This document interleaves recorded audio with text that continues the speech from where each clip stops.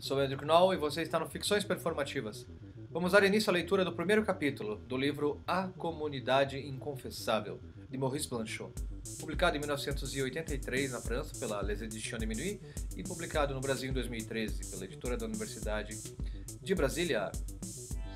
Maurice Blanchot foi um escritor, ensaísta, romancista e crítico de literatura. Entre 1931 e 1944, exerceu jornalismo no Jornal de Débat, em Combat, em L'Insurgé e em Écoutez. Maurice Blanchot sempre tentou, com mais ou menos razão, aparecer o menos possível. Suas teorias sobre a relação entre o escritor, a língua, a literatura e a filosofia influenciaram toda uma geração de pensadores pós-modernos e pós-estruturalistas, como Gilles Deleuze, Paul Deman, Michel Foucault, Jacques Derrida e Jean-Luc Nancy. Algumas obras de ficção: Thomas l'Obscur, Aminadab, Le Très Haut, L'Arrêt des Morts, Au Moment Voulu. Livros de ensaios: A Parte do Fogo, O Espaço Literário, O Livro por Vir, A Conversa Infinita, A Escrita do Desastre, A Comunidade Inconfessável, Foucault, Como Eu o Imagino. Sobre o livro A Comunidade Inconfessável, obra de Maurice Blanchot, publicada em 1983 com tradução de Iclair Antônio Almeida Filho. Obra de 1983, depois de L'écriture du désastre, de 80, e L'amitié, de 71, é escrita em atenção a Georges Bataille e aos volteios da exigência comunitária. A vocação crítica e ensaística de Blanchot faz emergir depois da Segunda Grande Guerra, a discussão incessante sobre comunismo, os eventos de maio de 68, etc. Entre a amizade e a comunidade literária, o desdobramento e a exigência de escrever, o livro expõe uma pulsação singular até mesmo quando se tem em apreciação as obras anteriores de Blanchot. A respiração da escrita pode conduzir de uma passeata comum ao abrir de pernas dos amantes, da política ao amor, sem que se possa excluir solidão e desamor. A Comunidade Inconfessável, de certo modo, responde a La Communauté désœuvrée, livro escrito por Jean-Luc Nancy. Se você está chegando agora, dá uma olhadinha aqui no card para pegar o link logo abaixo aqui da descrição e ver aqui no canal outras playlists que talvez possam vir a lhe interessar, com leituras em dramaturgia, literatura dramática propriamente, literatura e textos sobre teoria, história, crítica, estética, filosofia, social, do teatro e outras adjacências. Então, sem mais, se vocês puderem, peço que curtam esse vídeo, se inscrevam no canal ativando o sininho para não perder nenhuma atualização. E vamos à leitura? Peguem seu chá, café, água, o que quiserem. Estiquem as pernas e vamos à leitura. A Comunidade Inconfessável, Maurice Blanchot. Nota: A Comunidade dos que não têm comunidade. G.B. Georges Bataille. A partir de um texto importante de Jean-Luc Nancy, gostaria de retomar uma reflexão jamais interrompida, mas que se expressa somente cada vez mais espaçadamente sobre a exigência comunista, sobre as relações dessa exigência com a possibilidade ou a impossibilidade de uma comunidade, em um tempo que parece ter perdido até a compreensão disso. Mas a comunidade não está fora do entendimento? Enfim, sobre a ausência de linguagem que tais palavras, comunismo, comunidade, parecem incluir, se pressentimos que elas portam uma coisa totalmente outra que aquilo que pode ser comum àqueles que pretenderiam pertencer a um conjunto, a um grupo, a um conselho, a um coletivo, mesmo que fosse defendendo-se de fazer parte deles, sob qualquer forma que seja. Comunismo, comunidade. Desculpe a minha tosse, mas se eu ficar parando o vídeo toda hora que eu for tossir ou espirrar, não vou fazer vídeo. Então, vamos incluir esses registros humanos, não é mesmo? Comunismo, comunidade. Comunismo, comunidade. Tais termos são justamente termos na medida em que a história, as grandes esperanças frustradas da história, nos fazem conhecê-los sob o fundo de desastre que vai bem além da ruína. Conceitos desonrados ou traídos, isso não existe, mas conceitos que não são convenientes sem seu próprio e impróprio abandono, que não é uma simples negação, eis o que não nos permite recusá-los ou rejeitá-los tranquilamente. O que quer que queiramos, estamos ligados a ele precisamente por sua defecção. Ao escrever isso, leio essas linhas de Edgar Morin que muitos dentre nós poderíamos acolher. Aspas. O comunismo é a questão maior e a experiência principal da minha vida. Não deixei de me reconhecer nas aspirações que ele expressa, e acredito sempre na possibilidade de uma outra sociedade e de uma outra humanidade. Esta afirmação simples pode parecer ingênua, mas em sua retidão ela nos diz aquilo a que não podemos nos subtrair. Por quê? O que se dá com esta possibilidade que é sempre engajada, de uma maneira ou de outra, em sua impossibilidade? O comunismo, se ele diz que a igualdade é seu fundamento, e que não há comunidade enquanto as necessidades de todos os homens não forem igualmente satisfeitas, exigência em si mesma mínima, supõe não uma sociedade perfeita, mas o princípio de uma humanidade transparente, produzida essencialmente só por ela, imanente, diz Jean-Luc Nancy. Dois pontos. Imanência do homem ao homem, aquilo que designa também o homem como ser absolutamente imanente, porque ele é ou deve vir a ser tal que ele seja inteiramente obra, sua obra, e finalmente a obra de tudo. Não há nada que não deva ser esboçado por ele, diz Herder. Da humanidade até a natureza e até Deus, nada resta no limite. É a origem aparentemente sã do totalitarismo mais insano. Ora, esta exigência de uma imanência absoluta tem por correspondente a dissolução de tudo aquilo que impediria o homem, já que ele é a sua própria igualdade e sua determinação de se pôr como pura realidade individual, tanto mais fechada quanto ela é aberta a todos. O indivíduo afirma para si, com seus direitos inalienáveis, sua recusa de ter outra origem que si, sua indiferença a toda dependência teórica frente a um outro, que não seria um indivíduo como ele, quer dizer, ele mesmo, indefinidamente repetido, quer seja no passado ou no porvir, assim mortal e imortal, mortal em sua impossibilidade de se perpetuar sem se alienar. Imortal, já que sua individualidade é a vida imanente, que não tem nela mesma termo, de onde a irrefutabilidade de um Stirner e de um Sade, reduzidos a alguns de seus princípios. A exigência comunitária, Georges Bataille. Essa reciprocidade do comunismo e do individualismo, denunciada pelos defensores mais austeros da reflexão contra-revolucionária, de Maistre e etc., e também por Marx, nos conduz a pôr em causa a noção mesma de reciprocidade. Mas se a relação do homem com o homem cessa de ser relação do mesmo com o mesmo, mas introduz o outro como irredutível, e em sua igualdade, sempre em dissimetria a respeito daquele que a considera, é uma espécie de relação totalmente outra que se impõe, e que impõe uma outra forma de sociedade que dificilmente se ousará nomear de comunidade.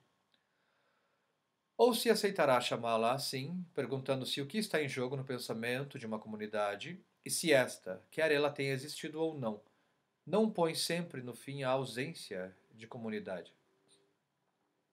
Aquilo que precisamente aconteceu com Georges Bataille, que depois de ter durante mais de uma década tentado, em pensamento e em realidade, o cumprimento da exigência comunitária, não se reencontrou só de toda maneira, mas em uma solidão compartilhada, mas exposto a uma comunidade de ausência, sempre pronta a se mutar em ausência de comunidade. Aspas. O perfeito desregramento, o abandono à ausência de limites, é a regra de uma ausência de comunidade. Ou ainda, aspas, não é permitido a quem quer que seja não pertencer à minha ausência de comunidade. Citações tomadas emprestadas da revista Contre toute attente. Retenhamos pelo menos o paradoxo que introduz aqui o pronome possessivo minha. Como a ausência de comunidade poderia permanecer minha, a menos que ela seja minha, como insistiria em sê-lo a minha morte, que não pode senão arruinar todo o pertencimento a quem quer que seja, ao mesmo tempo que a possibilidade de uma sempre minha apropriação? Não retomarei o estudo de Jean-Luc Nancy quando ele mostra em Batalha aquele que sem dúvida esteve mais longe na experiência crucial do destino moderno da comunidade. Dois pontos. Toda repetição enfraqueceria, simplificando um caminhamento de pensamento que as citações de texto podem modificar, até mesmo subverter.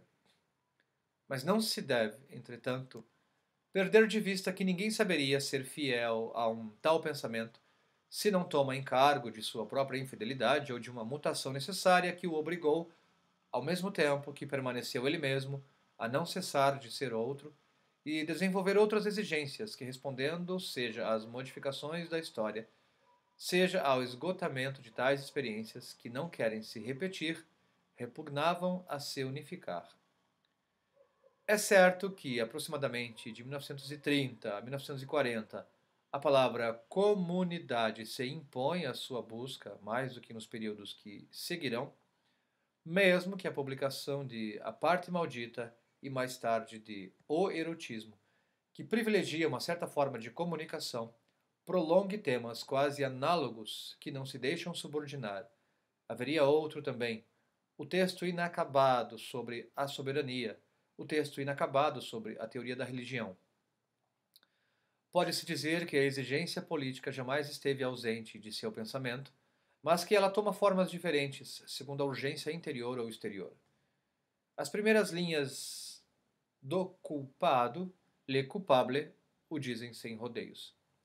Escrever sob a pressão da guerra não é escrever sobre a guerra, mas em seu horizonte, como se ela fosse a companheira com a qual alguém compartilha seu leito, admitindo que ela nos deixe um lugar, uma margem de liberdade. Por que comunidade? Por que este apelo à comunidade? Enumero ao acaso os elementos daquilo que foi nossa história. Os grupos, dos quais o grupo surrealista é o protótipo amado ou execrado. As múltiplas assembleias em torno de ideias que não existem ainda e em torno de pessoas dominantes que existem em demasia. Antes de tudo, a lembrança dos sovietes, o pressentimento daquilo que é já o fascismo, mas cujo sentido, assim como o devir, escapam aos conceitos em uso, pondo o pensamento na obrigação de reduzi-lo àquilo que ele tem de baixo e de miserável, ou ao contrário, indicando que há aí algo de importante e de surpreendente, que, não sendo bem pensado, corre o risco de ser mal combatido. Enfim, isso poderia ter vindo em primeiro lugar. Os trabalhos de sociologia que fascinam Bataille e que lhe dão desde o início um conhecimento, ao mesmo tempo que uma nostalgia rapidamente reprimida, de modos de ser comunitários dos quais não se saberia negligenciar a impossibilidade de não serem jamais reproduzidos na tentação mesma que eles nos oferecem. O princípio de incompletude. Repito, para Bataille, a interrogação por que comunidade? Por que comunidade? A resposta é dada de modo bastante claro. Na base de cada ser existe um princípio de insuficiência, princípio de incompletude. É um princípio, notemo-lo bem, isso que comanda e ordena a possibilidade de um ser. Donde resulta que essa falta, por princípio, não anda ao lado de uma necessidade de completude.